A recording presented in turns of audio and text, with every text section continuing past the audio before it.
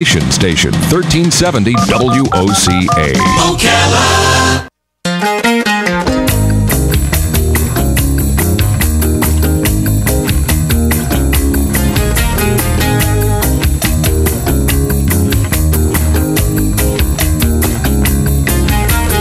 Diamonds in the sunset, now your time has come.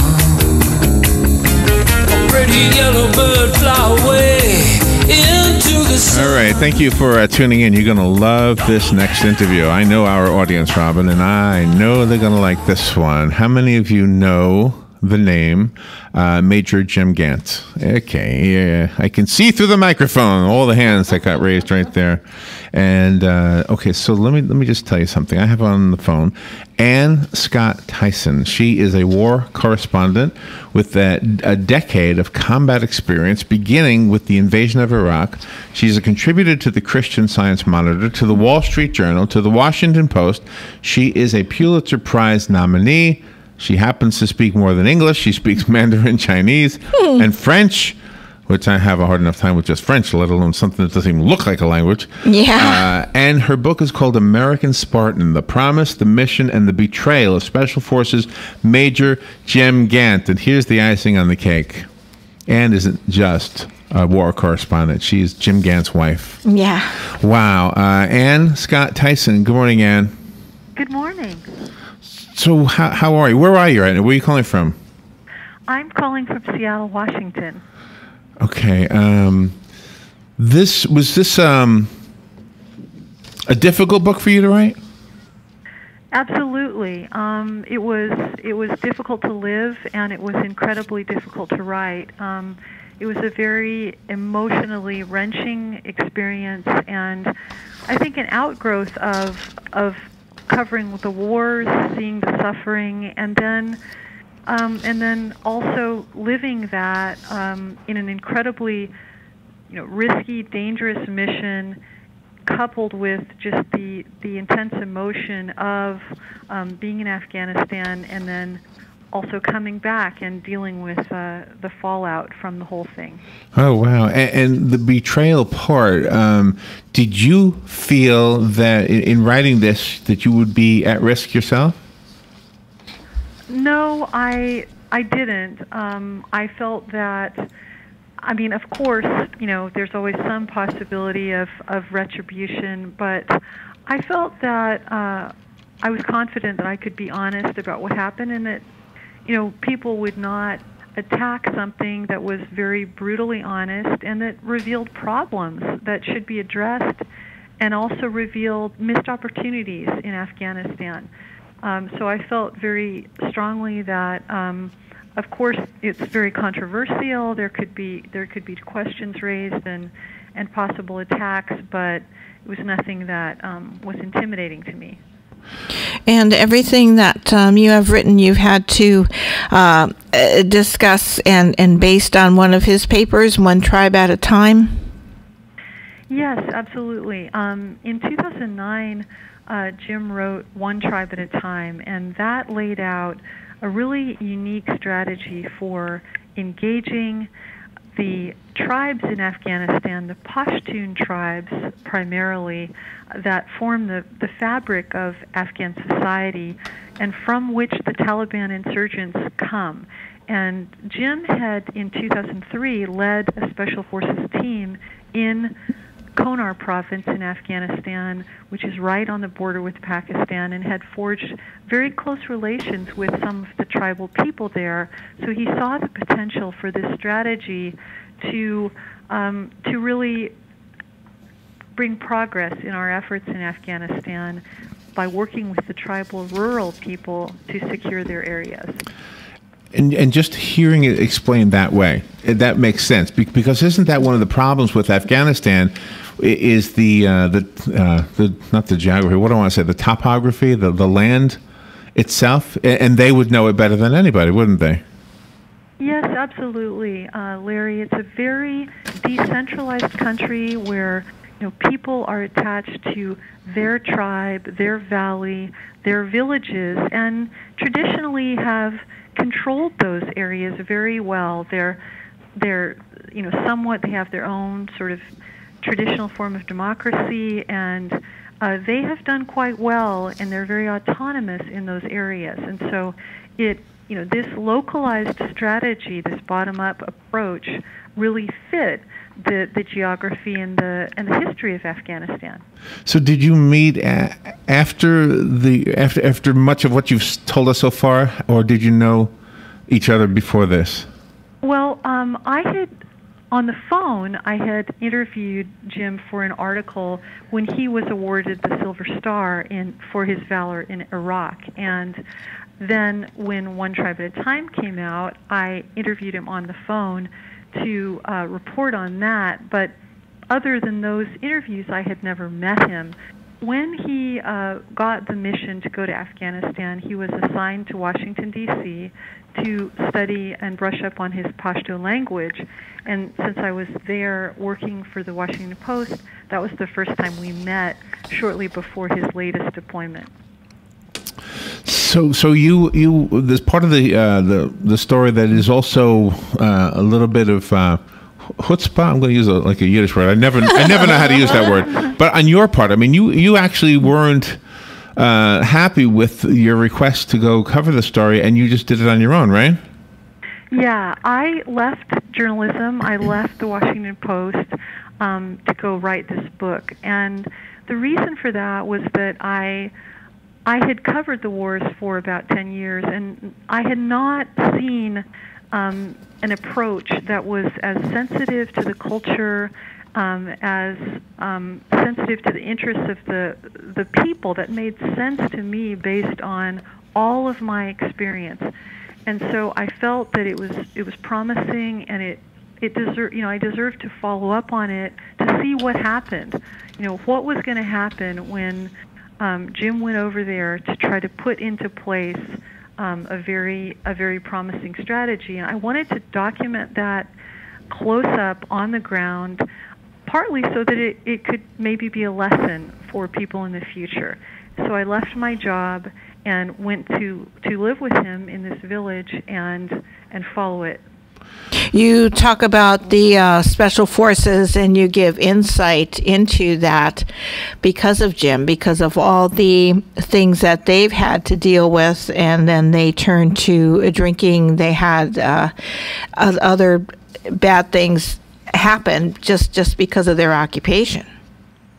Well, yeah, I mean, this is something, again, as previously as a reporter, I had served many times as a reporter with units in Iraq and Afghanistan, and every Special Forces team I ever spent time with had alcohol. It was not an uncommon thing, and these soldiers are deployed for 6 or 9 month rotations, year in and year out, and it takes a toll on them. They are not supposed to drink. It's against the rules, but it is the way they cope with the environment and the very difficult environments that they're in. I'm not excusing it, but it's just a reality that we have to face up to. Well, so this is a war story, but it's also a love story because he fell in love, which is cool. Did you incorporate that into the book itself? Yes, it is, and initially, I actually wrote 2 books. I wrote a book that was a more traditional journalistic account, with me sort of not a major part of it. And my editors realized that I was a part of the story, so they really encouraged me to leave my comfort zone and leave my instinct as a reporter to completely keep myself out of it, and to become part of the story and to tell my story as well, which really goes against my grain. But they told me that only by allowing readers to know me and share my emotions and this love story with them could they, through me, then get to know the Afghans that we came to love and know so well. Yeah, and let's just focus on that. I love what you just said, the Afghans that you came to know and love so well. And so when we think about our soldiers going to Afghanistan, and I have a nephew who went and came back, thank goodness. We have veterans who come in here frequently who went and came back, and in at least one case came back severely injured. But the whole attitude seems to be, from everybody I've ever spoken to, is that, we were there not to take over their country, and everybody knows that. We were there to help the average citizen just have their home back because other people were really ruining it. And yet, if a man has an idea that can accomplish that goal, and then he's betrayed so that he's not able to do that, and fill in the blanks, will correct whatever I've got wrong here. But when that happens, it almost makes you wonder if, while the average soldier has every good intention at heart, maybe somebody higher up doesn't. Maybe somebody higher up has something else in mind. Well, I agree. I mean, I think that for example, when Jim wrote One Tribe at a Time, at the end, he said, the worst possible thing would be that we would actually implement the strategy and go to work with the tribes and then turn our back on them and leave and abandon them, as we did previously, after the Soviet occupation. And I think that on one hand, you do have completely well-intentioned soldiers who go there and meet people and want to help them. But if the strategy isn't long-term, if it's short-sighted, if there are other factors that come to bear on it, we aren't really committing to those people for the long term, then it leads to tragic consequences. So is this book going to be a pivotal moment, do you think, in the government's decision right now to pull everybody out of there, or will they reconsider and leave troops there? Well, I think there's an ongoing debate over that. I think fundamentally it may depend on the outcome of the Afghan elections, which are happening this week, actually later. There's a lot of uncertainty regarding the new Afghan leadership and whether or not they will permit U.S. troops to remain in the country. At the same time, there's questions as to whether or not, if the number is just too small, whether it would be worthwhile, and whether those troops would just be made vulnerable. I think that some kind of an ongoing commitment would be helpful, and at the same time, the Afghan government is going to have to cooperate with that, and so far they haven't. Let me just reintroduce you. Ann Scott Tyson is on the phone. She is the wife of Special Forces Major Jim Gant, and her book is called American Spartan: The Promise, the Mission, and the Betrayal of Special Forces Major Jim Gant. Were you? This is maybe a dumb question, but were you, prior to your relationship with Jim, were you considered an embedded journalist? When I covered the wars in Iraq and Afghanistan? Yeah. Yes, I did. I did do what they call, media embeds with many different military units. Most of them small infantry units. I spent time all over Iraq, many trips there over, that would add up to many months, and in Afghanistan, also several parts of Afghanistan. So I was very familiar with how I needed to act in a combat environment with the troops. So I'm not saying you fell in love with anybody else, but you certainly must have gotten close to some of the others. Did any of the people you became close to die in the course of doing this? Yes. Well, I mean, I was there. I was attacked in IED strikes where people were killed. I was present on patrols when people were shot, and so those were very difficult experiences. And to obviously it was something that I was actually on a patrol south of Baghdad when a young man, I was in the vehicle, and just about 5 minutes before we got hit by an IED, the commander asked me to sit in his vehicle, which was right behind this one, which then sort of blew up right in front of us. So I did see a fair amount of direct fire and so forth. And yes, I was there when some people died. Oh wow! How did you? How how did you get them to trust you? That when they took you out on patrols, that you'd be able to do what needed to be done to stay out of their way yet protect yourself? Well, I knew that every time that I went with a unit, I had to prove myself over again. That was just a given because they didn't necessarily know me. I mean, they might have known something of me by my reputation as a reporter, but I had to. One thing I always did was I always carried my own stuff from the get-go. I mean, people would want to be polite, want to take my stuff. I always carried it. That was just my first sign to them. I'm not going to be a burden. I'm not going to be a problem for you. I knew when to ask questions, when to just be quiet. I learned all of these things, and I think that I remember always being sort of happy when the guys would just start talking as though I wasn't even there, because then I would know that they were fairly comfortable with me, as comfortable as they could get. And so it was over time something that I learned, and again, it was a constant need to prove myself. You have a quote from General Petraeus. Did you get to meet him in person? Yes, I have. Actually, I interviewed him several times. And one time, and this is recounted in the book, I flew around Baghdad with him for about an hour at a critical juncture in the Iraq War when the city was still very, very violent, but the surge of troops there that he had recommended and the new strategy was underway. And it was a very moving experience because he was looking for signs of progress, and at the same time there were very, very vivid signs of destruction and ongoing violence. And it was difficult for him as well. One of the as I kind of implied earlier, we do a veterans show here on this station. It's on Thursdays, and PTSD comes up now and then. It doesn't come up a lot, but you address it in the book a little bit. Why is it in the book?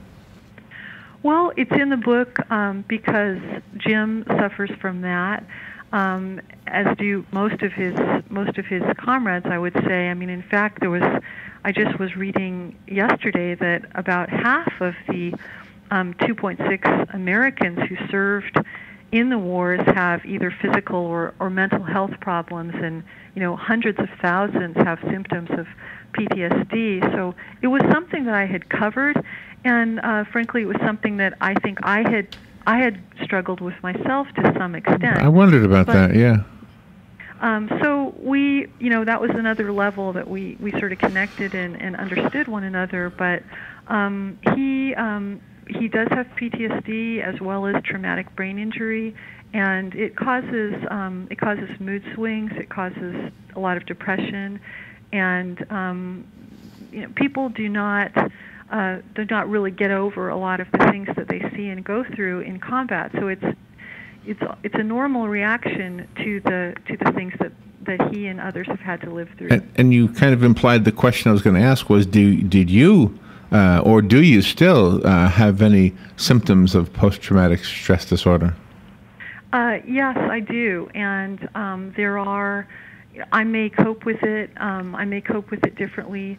But I have recognized that in myself, and it's interesting because journalists are somewhat isolated, and whereas military members they come back and they're with their unit, they're with others they could speak to. I found myself returning from war with really no one to talk to about what I had been through and what I had seen, and that led me to embark on reporting to understand it that was partially based on my own need to understand what I was going through. Well, and the therapeutic effect, benefit of having somebody that you can relate to, that you can be a comrade with, who's gone through the same thing as you, in your relationship with Jim seems, I'm just a off the cuff kind of a question, but it would seem to me that it would be good for both of you to actually be able to have the other person actually grasp what you went through. Yeah, I can't describe how important that is and how much of I would really almost say a blessing it has been for us, because it's, the fact that we not only have that, but we went through all these things together and are able to discuss it, and we'll be driving along through Texas, and we'll look over and it'll look like Kuwait to both of us. Oh, wow. Yeah. We'll be in an urban setting and we'll go, wow, that looks just like Haifa Street in Baghdad, and we'll both know exactly the feeling that we're having in reaction to some of these day-to-day things that you encounter that are sort of symptomatic of. Oh, wow. Yeah, and I would guess that that's good for both of you to be able to know that the other one gets it. Mm-hmm. Yeah, it's a really great part of our relationship. One of the saddest parts in the book is that Jim was awarded the Silver Star, and then it seemed like a few years later his whole career was sort of swept under the carpet because the military, people in charge, that for whatever reason, they just wanted to make his actions disappear, even though it was for the good of everybody. Well, yeah, and I believe that he was always one to speak his mind, always one to do what he felt was best for the mission, not necessarily what pleased his superiors. And he was outspoken. He was known as a maverick. He was also known as a person who would accomplish the mission at any cost and give 100%. And so I think that at a certain point that caught up to him. He was much more concerned with doing what was needed, whether or not it fit exactly into to the rules. And again, that's just part of his passion and commitment. This is just such a great interview. There's so many more things we want to ask you, but we've run out of time. Ann Scott Tyson is our guest. The book is called American Spartan. I have a copy of the book. I'd like to give it away. It's a hardcover, beautifully well-written book, and from a perspective I don't think you're going to get from anybody else. If you'd like the copy that Ann sent me, you can have it. Just call me right now, 622-9622. We'll set it aside for you. The rest of us have to go buy it. Ann, do you have a website? You can get the book on Amazon.com. I don't have my own website. Barnes & Noble. The publisher is HarperCollins. Okay, excellent. And call us if you need any of that information repeated. And thank you. It's an honor to have you on the show. And where's Jim right now? He's actually right here with me. Oh, okay. Oh, nice. All right. I hope tell him thank you for what you've done, and I really think it's unappreciated or underappreciated anyway what you all have done. So thank you for being on the air with us today. Thanks, Larry. It was great talking with you. All right. We will take a little break, and we'll be right back. And I see somebody calling in now, so I'll give away the book after we get off the air. But everybody else can go buy it. This is The Source, WOCA. Stay tuned right now. Fox News is coming up, and then we'll be back after Fox News with another great interview. Fox News Radio, I'm Paul Stevens. Another glitch for the federal healthcare website on the final day to sign up for the Affordable Care Act. Overnight maintenance kept the system unavailable early this morning, and while the system is back up and running, a message warns the site has a lot of visitors, sending folks to an online waiting room. Fox Radio's Jared Halpern in Washington. Members of Congress set to question General Motors over safety concerns. GM CEO Mary Barra will sit in front of a House Energy and Commerce subcommittee Tuesday and be asked questions about her company's recall of older model cars with faulty ignition switches. A memo released by the subcommittee shows GM as far back as 2005 talked about two fixes but scratched both. Fox Radio's Jennifer Kuiper. 13 deaths now linked to those bad switches. And scientists telling folks who plant trees in wintry areas to go with varieties that can withstand ice storms. Those storms causing about $225 million in damage to trees every year. Fox News. We report, you decide. There's more to Fox News Radio than meets the ear. Go behind the headlines and join the conversation on the hottest stories of the day on the Fox News Radio Facebook page. Be a part of the Fox News Radio Facebook fan community. Post comments and tell us your opinions. See behind-the-scenes photos and videos and post your reactions to the stories that matter to you. Click the like button on Facebook and connect with breaking news and features like Fox in the Fast Lane, House Call for Help, and more. Go to facebook.com/Fox News Radio.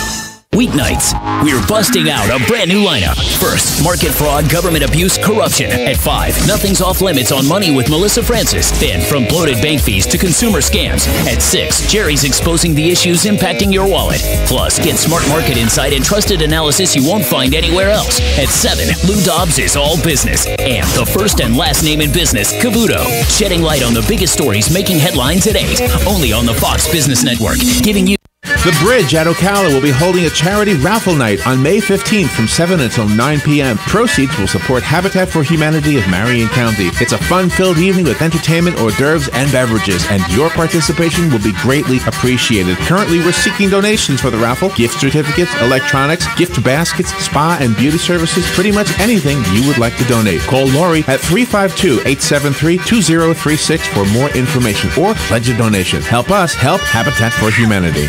Like golf? Like to play for a great cause? Then you need to sign up for Breaking Out's Golf Classic at Royal Oaks Golf Club. It'll be on May 17th. Breaking Out is an anti-human trafficking organization, and they promise that this tournament will be one of the best, with great prizes, lots of food, and it's all for just $40. And you can receive $5 off when you wear red to honor U.S. Armed Forces Day. Register now online at breakingoutcorp.org or call 866-224-2888. Hurry, because space is limited and sponsorships are available.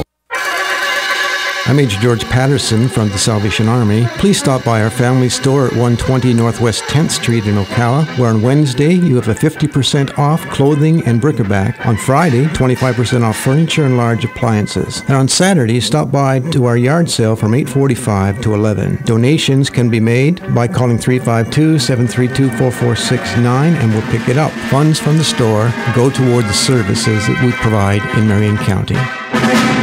This is the Salvation Army, and I'm Major George Patterson to let you know that the Salvation Army is available 24 hours a day to provide help to anyone. We also have a family store at 120 Northwest 10th Street in Ocala. On Tuesday to Saturday from 9 to 4, you can do your shopping, or if you want to donate, you can call 352-732-4469, and we'll even pick up 352-732-4469. All funds generated by our store go into the programs here in Marion County to help the needy. Hey everybody, this is Kelly Hart, your new host of the Ocala Magazine radio show. Join me every Friday at 10 a.m. when we bring the pages of Ocala Magazine to life with in-depth interviews from and about your community. So don't miss Marion County's favorite city magazine, Ocala Magazine, every Friday at 10 a.m. right here on 1370 AM and 96.3 FM, WOCA, The Source. Stay informed on everything going on in the villages with the Village Spectator newspaper. The Village Spectator is exclusively devoted to the villages with news, commentary, and more. And yes, they have Tom's Picks, a free referral for people who are looking for a company to do work for them. Tom's Picks will refer the company that fits your needs, and all we ask is that you tell them where you heard about them. Call Tom's Picks at 804-1223 and pick up your copy of the Village Spectator today. Now read Ocala Downtown newspaper online.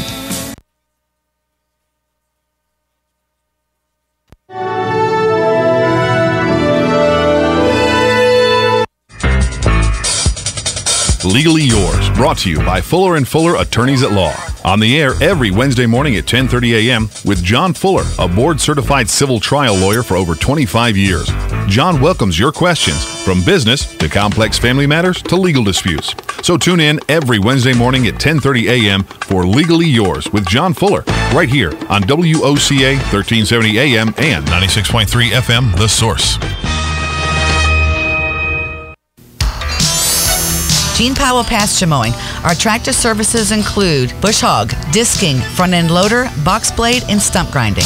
We also have zero-turn mowers for the smaller paddocks, aisleways, fence rows, and lawn care. Fence row spraying is also available for weed control. We are licensed and insured. Gene Powell Pasture Mowing, 352-629-2440, or online at powellgene, Gene, at yahoo.com. Gene Powell Pasture Mowing.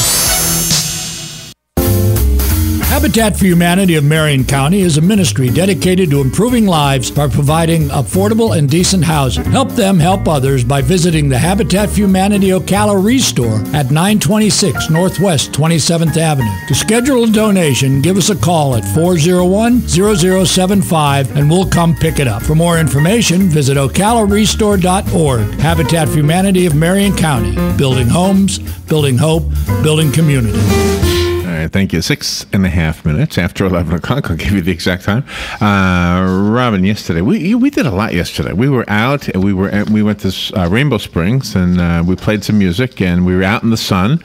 It was a beautiful day. But you know what happened at the end of the day? I crashed. I passed out. I went home and sat in my comfortable chair and I was absolutely out. It didn't seem like it should be that early that I would be passed out like that. Yeah, but it was a long day. I know. We always, kind of justify why we get that way. And I started thinking, well, maybe, maybe I should have eaten something different. Maybe there's something in my nutritional department because I think I slept pretty good Saturday night. Stuart Comp is on the Tomk. Am I saying his name right? Yes. Tomk is on the phone, and I'm going to kind of pick his brain and see if maybe I can get maybe a vitamin here or some sandwich or something. Yeah. or maybe they say fasting. So sometimes if you don't eat, sometimes it's better for you. Right. Stuart will know the answer to all those questions. He's a certified natural health professional and a former advisor to the World Health Organization. He's going to tell us how to eat our way to happiness through good nutrition. I'm already happy. It's not happiness I need. I need more alertness is what I need. Stuart, good morning, Stuart. How are you? I'm okay. How are you? I've never had a bad day in my life. And where are you? I'm in Chicago, that toddling town. You never had a bad day in your life? I'm asleep part of the day.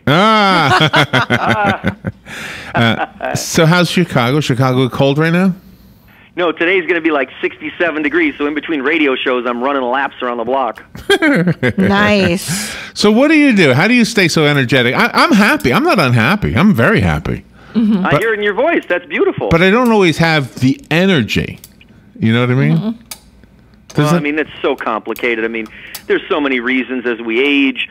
Our thyroids slow down a little bit. You get a little bit of mitochondrial dysfunction, metabolic derangement. I mean, that happens with age. Metabolic derangement. All right. Well, we're both nearing 60. Rob and I are both 59. Yep. So is it inevitable, or can I do something to get back the way I used to be?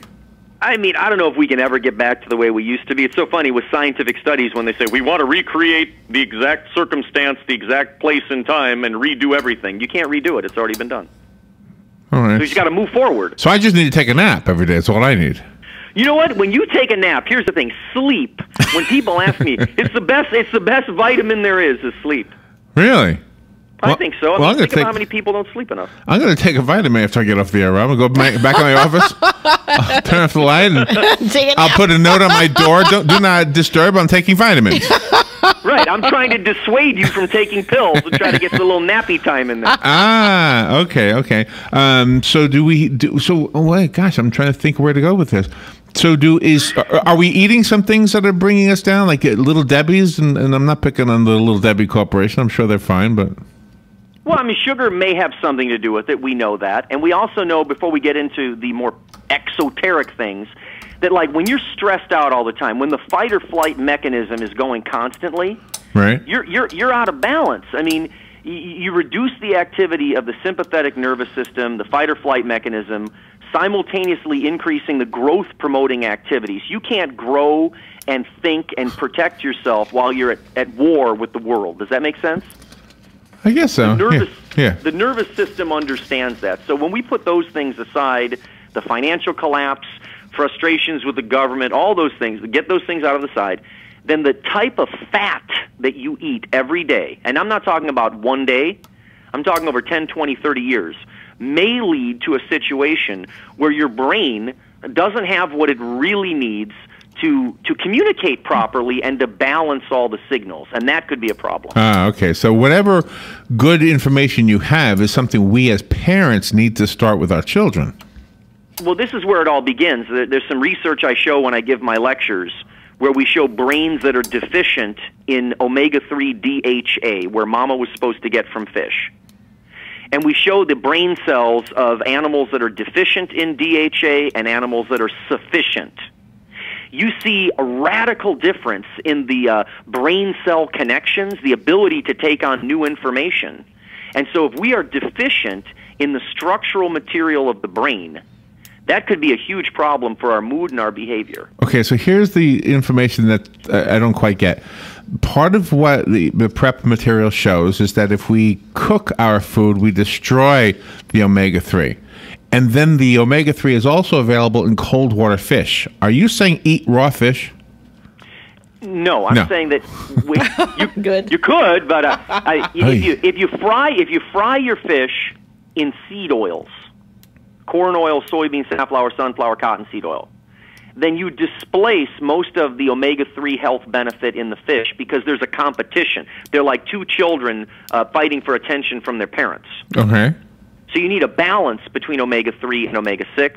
We eat about 25 pounds of seafood 25 pounds of soybean oil, rather, per person per year in this country. And that's causing us to need a lot more omega-3. Okay, so and soy oil no good? Is it good? What's no, soy oil is high in omega-6. So this is all about balance.